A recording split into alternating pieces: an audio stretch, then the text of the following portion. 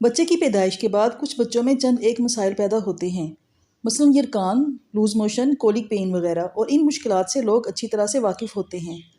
लेकिन चंद मसाइल ऐसे हैं जिनके बारे में लोगों को बिल्कुल पता नहीं होता, और अगर उनके बेबी में ऐसा कोई मसला पैदा हो जाए तो उनके हाथ पाँव फूल जाते हैं और वो बच्चे को लेकर हॉस्पिटल भागते हैं।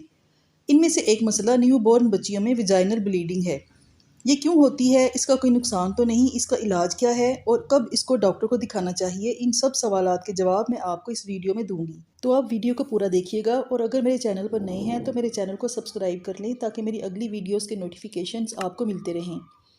जैसा कि आप सब जानते हैं कि प्रेगनेंसी की वजह से माँ में हार्मोन्स का लेवल चेंज हो जाता है। इन हार्मोन्स का प्रेगनेंसी में बहुत अहम काम होता है। ये hormones HCG, HPL, oestrogen, progesterone, prolactin और ऑक्सीटोसिन होते हैं।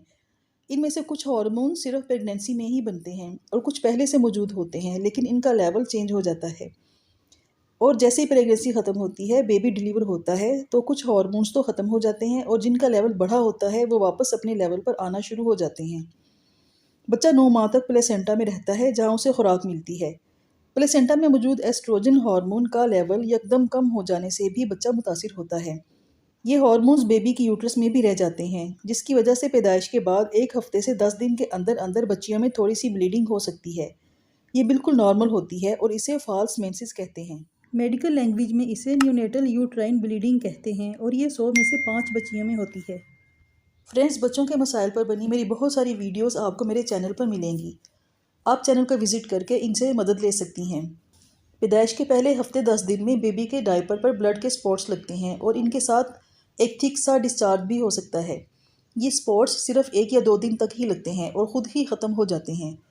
अगर आप बेबी को डॉक्टर को दिखाएं तो वो यही कहेगी कि ये बिल्कुल नॉर्मल है और परेशान होने की बिल्कुल ज़रूरत नहीं है। जब भी ये स्पॉट्स लगे, गीले कपड़े के साथ अच्छी तरह से इसे वाइप कर दें और बेबी की सफाई का ख़ास ख्याल रखें। अगरचे ये बिल्कुल नॉर्मल है, लेकिन कुछ कंडीशंस ऐसी हैं जिसमें आपको अलर्ट होना पड़ेगा। अगर ये ब्लड स्पॉट या ब्लीडिंग वजाइना की बजाय पहाने के रास्ते से हो या बेबी की नाक या मुंह से ब्लड आए, तो ये बिल्कुल भी नज़रअंदाज करने वाली बात नहीं है।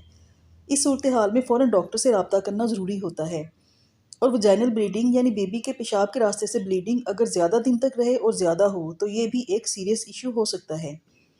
इसके अलावा अगर ब्लड स्पॉटिंग के साथ कुछ और सिम्टम्स भी सामने आएँ तो भी आप डॉक्टर से पूछ सकती हैं। मसलन बेबी के पेट में दर्द बहुत ज़्यादा हो, उसे फ़ीवर हो जाए या वॉमिटिंग हो रही हो, तो आपको चाहिए कि डॉक्टर को चेकअप करवा दें।